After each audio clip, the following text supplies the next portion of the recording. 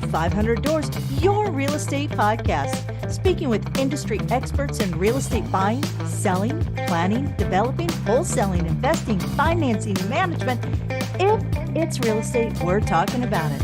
I'm your host, Kim Hayden, an award-winning 6- and 7-figure real estate agent with over 2 decades of experience.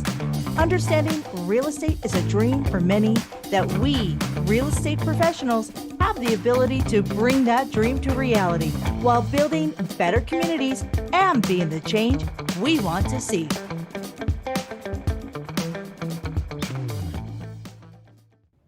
Alrighty. Welcome back to 500 Doors Real Estate Podcast. I'm Kim Hayden, a veteran agent here in Canada, originally from just a few hours north of our guest today, originally from Kansas.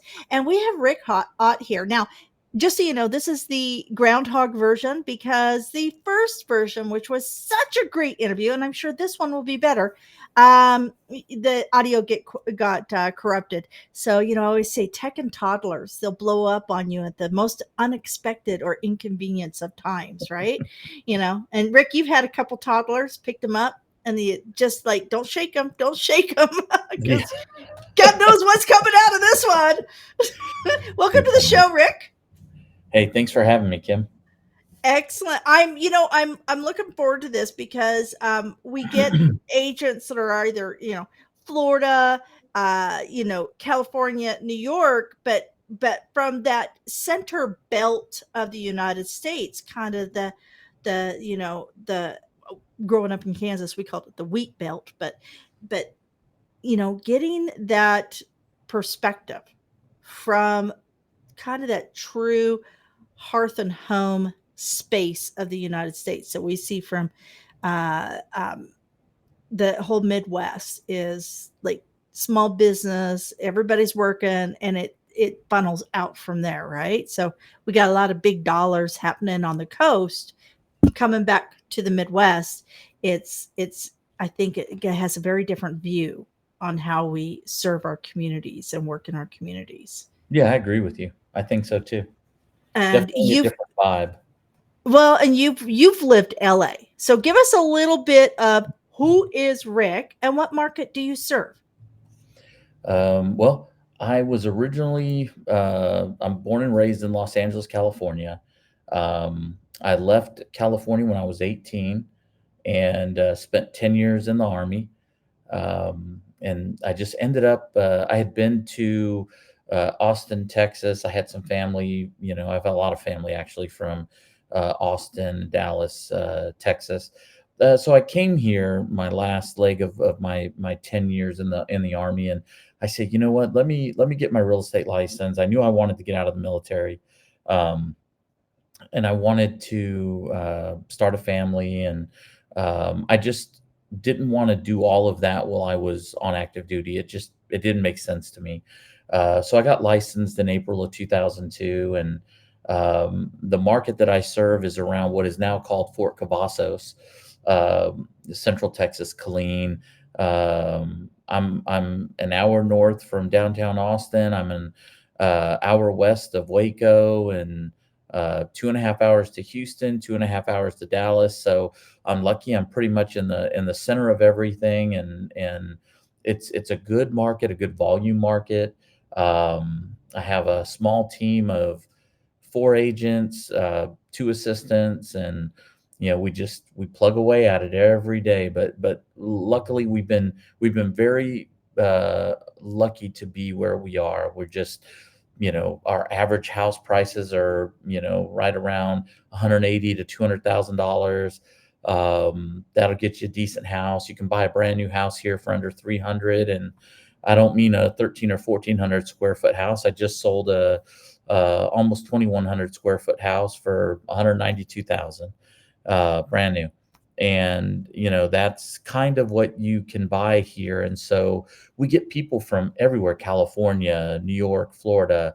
They kind of migrate here, and looking at the cost of living, and like I said, it becomes very attractive. Especially we get people that retire from places like California, where the cost of living is expensive, where you know, everything is $1 million, and then they come here and they think, oh wow, I can sell my house in San Francisco and move to Central Texas, be north of Austin, and use the proceeds from my sale and just pay cash for a house. It's easy to do here.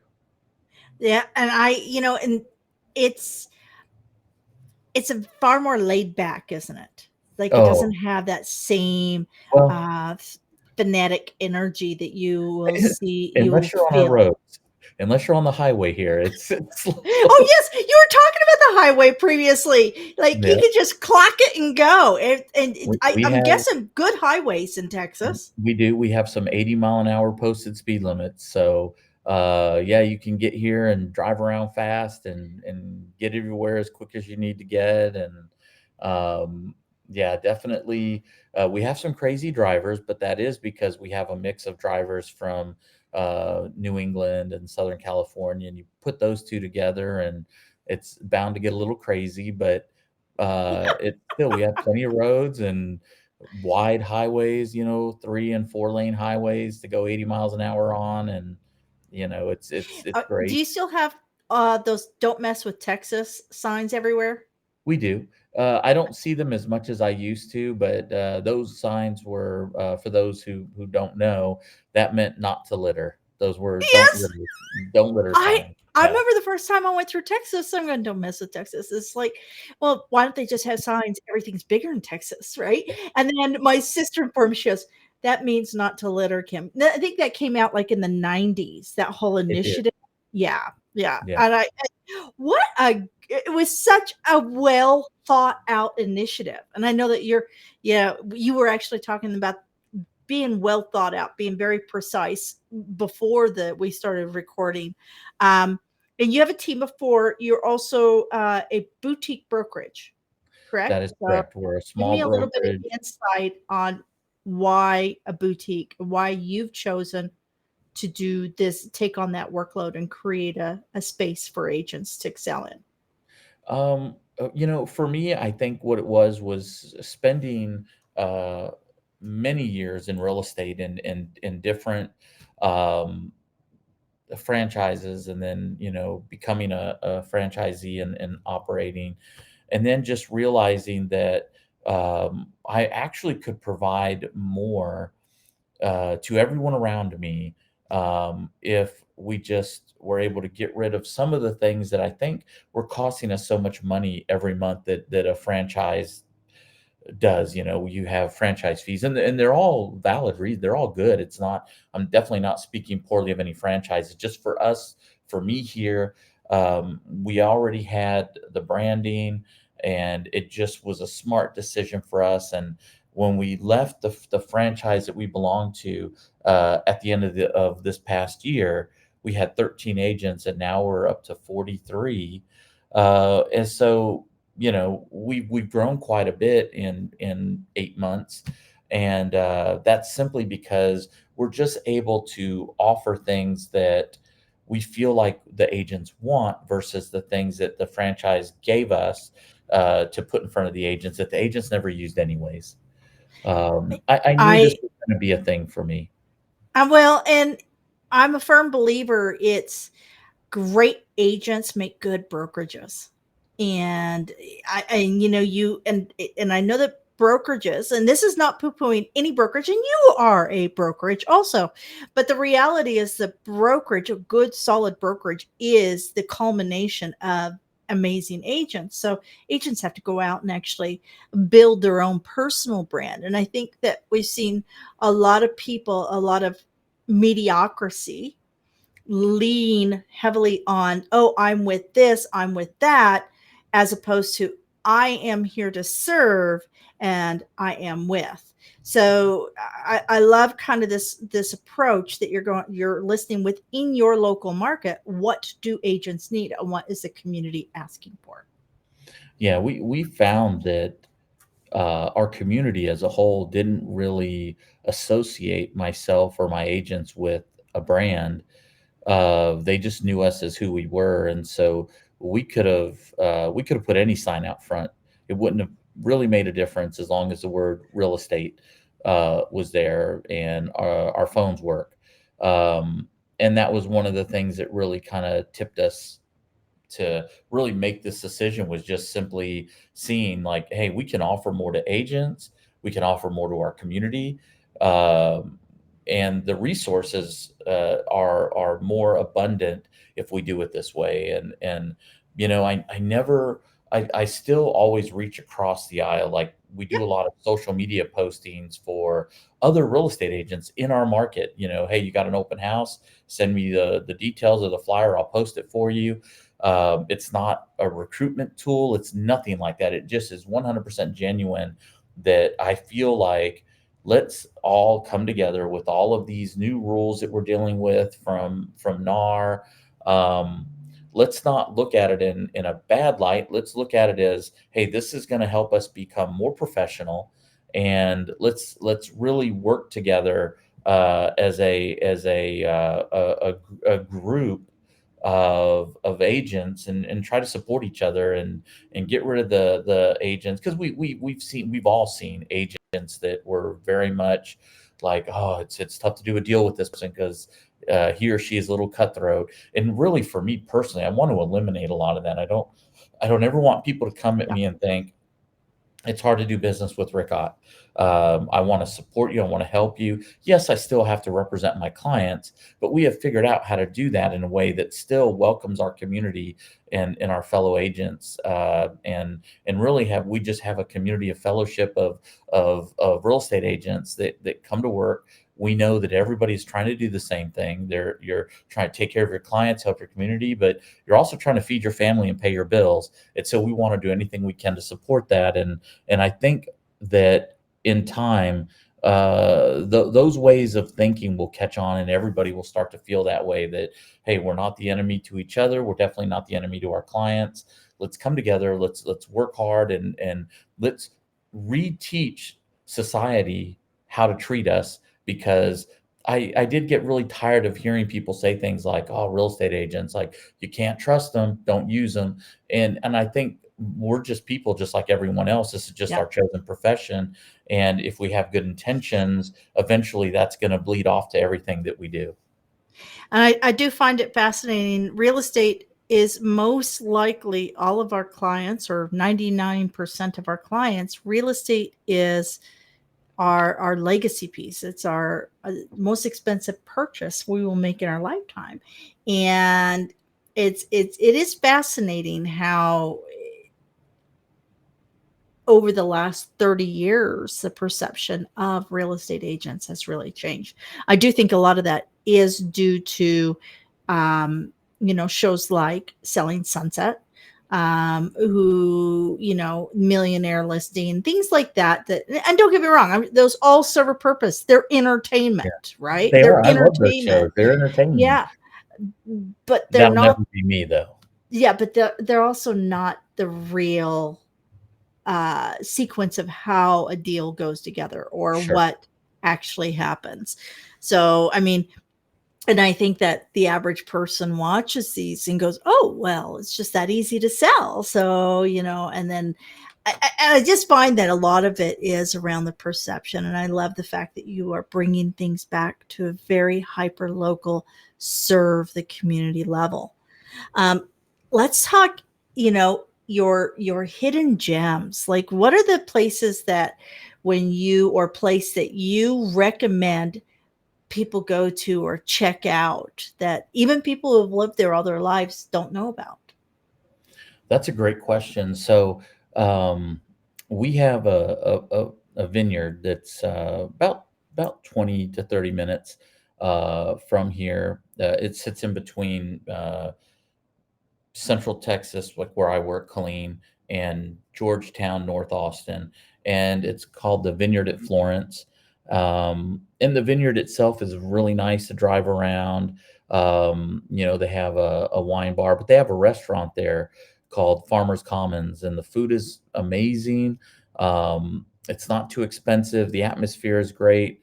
But it is completely off the beaten path. Like, you definitely have to Google it, get the directions. Of course, once you figure out how to get there, it's super easy. But definitely, it's not something that you're going to just drive by in your car and go, "Hey, what's that? Let me go check that out." Um, Tex-Mex. We have some of the best Tex-Mex food here and some of the best salsa. I actually make salsa that I use to do something. I'm not sure if you're familiar with the terminology pot buys. Um, I'll make salsa and I'll just go and deliver it to clients that I've developed a great relationship with, and some of them have actually asked me, "Hey, are you making salsa to bring by this year?" And as long as I have the time to do it, I'll do it. I'll make, 20, 30 jars of salsa and go deliver them to the people that I know that enjoy that. But yeah, our food here is, we've got some really good steak, we've got some really good barbecue, we've got some really good Tex-Mex. Um, we have a million fast food places, unfortunately, but Well, that's. I'm watching Young Sheldon. Yes, I know, folks, I'm late to the game, but I'm watching Young Sheldon, and it's in Texas, and they talk about the brisket. They Oh, talk about the brisket in Texas. They say nowhere does brisket like Texans. Is once you that learn how to true? make it, yeah, once you learn how to make it, it becomes very difficult to go and eat it. But we have some, you say hidden gems. There's some places, they may be a few hours from here, but their their barbecue is so good that they're known nationally. I mean, they've been on Netflix, they've been on other programs, and it really just does kind of define the community a little bit. The flavor, the barbecue, the wood, and some of these places you'll go and you'll stand in line for an hour, and the meat is amazing. It's not, the brisket's not tough. It's juicy. It falls apart. You can eat it so fast. Next thing you know, you've eaten 2 pounds of brisket, and uh, you might be out $50, but it was worth it. Maybe more. $50 might not be enough to buy 2 pounds of brisket right now, but Yeah. really good ribs, really good brisket. Yeah, I love it. I have been home a few times since I've started my real estate career, and I mean that too, just a few times. And that's one of the differences. LA has a lot to offer, but the food here is just better, in my opinion. Yeah. And you know what? I miss good Tex-Mex. Hello, wake up, Calgary. We need some good Tex-Mex.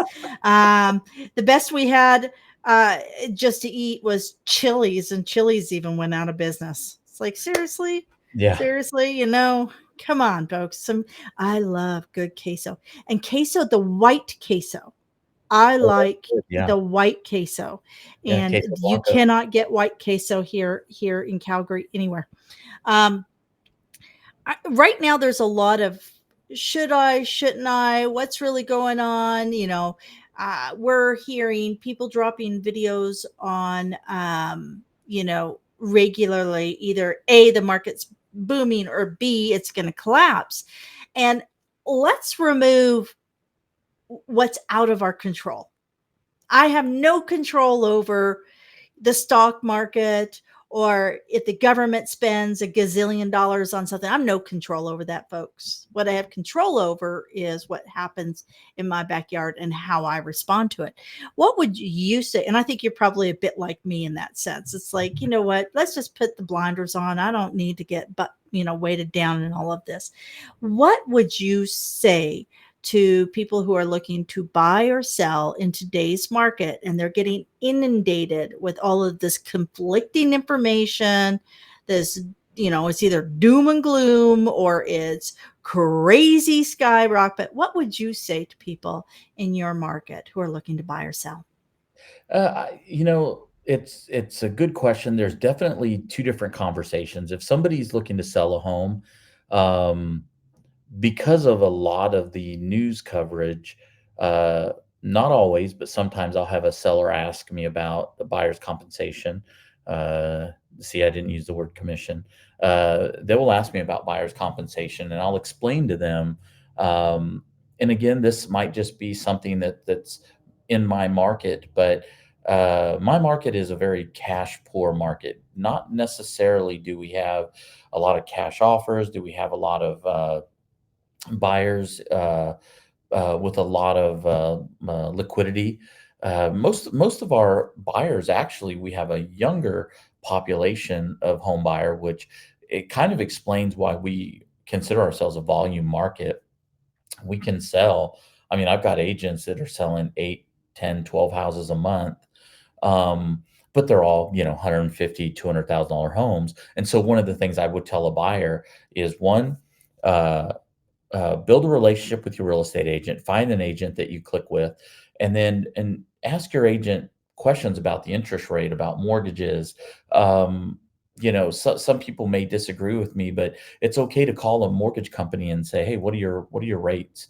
And you don't have to give them too much information. They'll tell you what their base rates are for the day. So shop around for rates a little bit.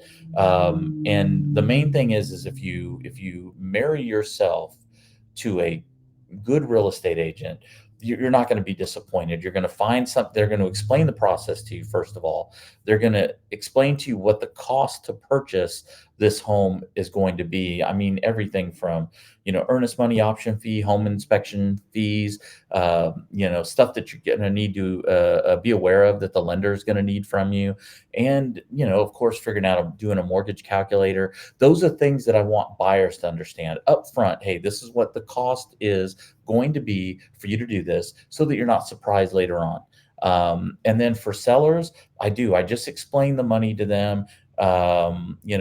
Sometimes I find myself negotiating the list price with a seller. But I always make sure, no matter what, whether I take the listing or not, I've given them my opinion on what the value of the property is and how long I think it's going to take, what the average marketing time is.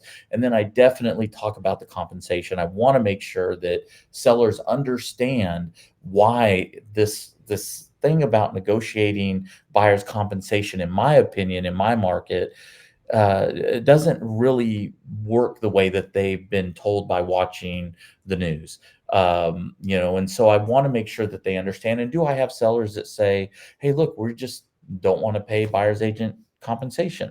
Of course, we have that conversation, and yes, I've had sellers that said that, and so I've had to learn to script those conversations so that I can be better prepared when a seller does that. And so far to date, I've never had a seller hire me without offering at least 3% buyer's agent compensation. Yeah. In fact, we're doing something a little bit unique here. We're asking for more, 3.5, 4% buyer's agent compensation. And we're doing that in a way that the price point has to be the price point. A house is Yeah. worth what it's worth. And so we want to make sure we disclose that to them, but then we explain why, in a market the way it is right now, why paying the buyer's agent comp and even offering more makes such a difference, because you and I, Exactly. we know buyers agents, and I don't care what anybody tells me. When I tell somebody, "Hey, I'm paying 4% on this listing," they're thinking about it. They may present it to their client, and that creates more opportunities for my seller. And it opens up conversation. And that's where you really have to start a negotiation. And I think we discussed this on the last on the first recording. Again, this is the groundhog one. Um, what I don't I think what they're failing to share, what the all of the reporting bodies are failing to share to home sellers, is the truth behind the numbers. I don't work for free. I know very few people who work for free. Even if you're doing charity work, there is something that comes out of it. Mother Teresa did not work for free. She did a job, she had room and board, right? We Good don't point. work for free because free will land us underneath a freeway, right? So we don't work for free. Now, we had a few years back where dual agency was under question, because does it benefit the home seller if both the home selling and the home buyer are one person? If you're with an honest person and they work the area and they've built up a great reputation, there's a high likelihood, like literally a 7 to 10% likelihood, that your listing agent will also be the buyer's representation, just Correct. because people know them, right? But that was under question. And actually, here in Canada, we have a couple provinces that have actually made it to where you cannot be in both paces because they said dual agency is a jeopardy to the market, right? Who are they actually representing? So now, if we aren't offering a compensation to somebody, now you're stuck with one representation. Now, if we want that person to have all that cash to be able to close, including being able to pay their representative, now we've dropped the amount that they can qualify for because we've reduced their amount of cash in hand. That's So correct. all of this overlays and plays, and it literally, just so this is my perception on why all this happened is because we said, say you or me. That's I think I have mine going too. Um, this is just my perception, folks. Is that because we, as an industry, have used the term "you get your buyer's agent for free," and somebody chose to Yes, challenge that. So here's the deal, folks: nobody works for free. If you want somebody who is going to do a good job, put more money in your pocket, save you more money for your renos on your new home, whatever it is, make sure that you align with somebody who wouldn't do it for free. Because if correct. something's worthwhile, you're not going to get it for free. So I that's my 2 cents on that. And I'm glad you brought that up, Rick, because I think that just the more we get clarity and base level understanding around the language, and just, I think a lot of this is just here in Canada. All this happened in 2012, and it was literally the competition board that took Canada's CREA, the Canadian Real Estate Association, to task. So it was the competition board, right? The same I people like that said, you know, and I'm sitting here going, so they, like, our MLSs had to have mere postings on them. There's all these things that happen, and I'm going, there's more credence put to my Costco membership than this to my real estate membership. God love Costco. God love Costco. Okay, so, in talking about this, and we talked a bit before the show about a newer agent and some agents that are floundering and so forth. And we know that post pandemic, we've had actually a fairly significant exodus of seasoned, decades old agents, which is very fascinating. And I think part of that is due to the technology. We've had a lot of technology come in, and the older agents who, like me, sure. all on paper, it just did not translate, right? So let's talk about advice to real estate agents, maybe agents who are not launching and are dealing with all of these, weird media, all the media kind of spin-offs and perceptions and stuff. What is your suggestion or your advice to those newer agents? Well, to me, when a new agent gets in the business, one of the things that they have to do, they got to find whether it's their broker or another agent that's been doing it for several years. You want to find a good mentor. One of the things that we learn getting our real estate license is that most of the information we get, we're probably not going to use. It's a lot of it is theory. You learn real estate theory. What somebody has to be able to teach you is how to earn business uh, and meet clientele. And there's not really there are people that coach this. There's videos you can watch, but I think nothing is better than having a good mentor, somebody who could walk you through the process, kind of go with you on a listing appointment, show you how to take a listing, show you how to work a buyer, show you how to do a buyer's presentation when you meet the buyer, so that there's an understanding between the agent and the consumer of what is expected in the transaction. And so for me, the number one thing to do is to have a good mentor, and that's how we recruit really in our brokerages. I don't recruit new agents, but mentors or team leaders are allowed to, as long as they train them. And I want to recruit team leaders, and that's simply because I know brand new agents that come in, they need a lot of attention. It has nothing to do with their age, their maturity level. This business has a lot there's a lot of information. There's a lot of just different ways to conduct business. Even in the same community, brokerage to brokerage, they may have differences on how they handle certain processes. And so, having a good mentor is one thing. Being able to invest the time in yourself is something else. Creating schedules, being organized, that's a big part of it. We'll recruit agents, and I'll see newer agents come in and they just kind of like sit there. They don't know what they're supposed to do next. And so if you have a mentor keeping you busy, telling you, okay, I'm going to teach you how to do an open house, and you're going to start doing an open house every week. I'm going to teach you how to understand the contract so that when the time comes, you know, especially if you're sitting in front of the client, you understand what you're doing and you look like a professional, you know. And these are the things that we have to do. So for a new agent, find a mentor, find someone that's willing to spend the time with you and train you. As a brand new agent, it may not always be the best thing to go out on your own. You may want to connect yourself with a team or with a firm that has the ability to kind of raise you up and grow you into a big, strong tree.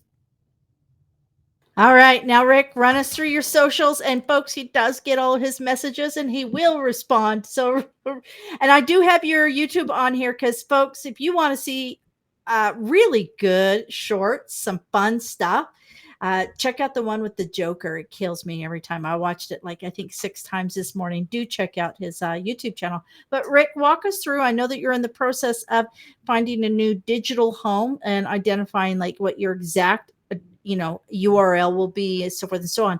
But tell us where we can find you, follow you, and engage with you guys. So if you're on Instagram, it's just instagram.com/, Group Homestead Real Estate. Facebook is facebook.com/ Homestead Fort Cavazos, and that's Cavazos. Those are really the best ways to get a hold of me. You can see the YouTube, and that's pretty much it. And I've been dying to say this, you know, and you ought to call Rick, and that's ought OTT, folks. I know, I know. Too funny, too funny. I love it. All right, folks. Until next time, listen and learn. There's enough business out there for everyone, right? There really is.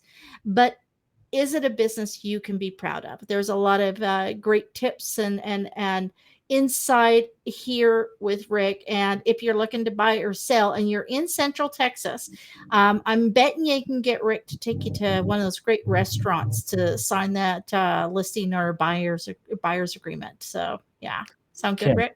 Yes, can I interrupt you real quick? absolutely. What's your take on door hangers? Personally, if it's of value, I love door hangers. One, if you're going to serve a community, this is just my personal take, folks, but I'm very in depth on everything I do. If you're going to serve a community and focus on serving that community, you're going to be a listing specialist within that community. You better know where every garden gnome is. You better know where every new hedge has been planted, where the old tree was taken out, if the door has been painted. You need to know those things because those are signs of pride of ownership. And if you're going to have pride within representation for those owners, you need to know all that. I love door hangers personally. Don't make them boring. Don't say, call me for a free home evaluation. Put on your grandma's marshmallow jello salad. Put on a tip to clean out your gutters. Put something on there that contributes to that home or that homeowner. Was that what you were looking for? That's what I was looking for. Hey, we don't eat ambrosia in the state of Texas, though. Well, it was frog eye salad. My mom's is frog eye salad. It's an old Jello recipe, Yeah. and then there was the old Jello recipe, literally from like the '60s that we made all through my childhood, and it was melted marshmallows, which my husband thinks is the Kansas state fruit. Melted marshmallows with orange Jello, all whipped together, and then you threw. This really Canadians were looking at me like, "Was your mom doing drugs?" You put pineapple tidbits in it, and you put aged cheddar cheese, all grated. I don't know. That doesn't sound bad. It doesn't sound bad. It's so good, Rick. It's so good. You should have seen the I love it. response for putting that recipe on. And I mean, I still have people who have my recipes in their recipe card box from 1999 to That's amazing. 2014 when I delivered them. That's amazing. I love But it. nobody knew my community like I did. So, That's yeah, that's what it's all about, building those relationships. That's definitely oh, gonna help you're your business, that's for sure. Not that that's why you absolutely. should do it, but yeah, it does help.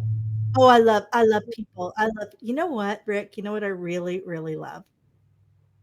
What's that? I have I have a client that when I first started working with them back in like 2003, young couple met through the Youth Singers Organization here in Calgary, both in the theater, both, young teachers, so not a lot of money. And seeing them to be able to grow up in their relationship, grow their family, grow their home through me, and then being able to adapt their home to put a suite in the basement so that they can actually, navigate these financials, and knowing that I was part of what's going to put their child through university, Yeah. knowing that I was a little piece of that. I did not do it for him, but a little piece. That's what I love. I love knowing that I've been a part of somebody else's legacy building. Yeah, those relationships are so important. I love it. Absolutely. Okay, folks, go over, amuse yourself at the Yacht Group Homestead Real Estate on YouTube because you won't be disappointed. Until later, Rick, you're a rock star. Thank you. Thank you, Kim. Thank you for joining us at the 500 Doors Your Real Estate Podcast. Be sure to join our Facebook group at Real Estate Success with 500 Doors. Keep on watching, and don't forget to like, subscribe, comment, and share, because we all know sharing is caring.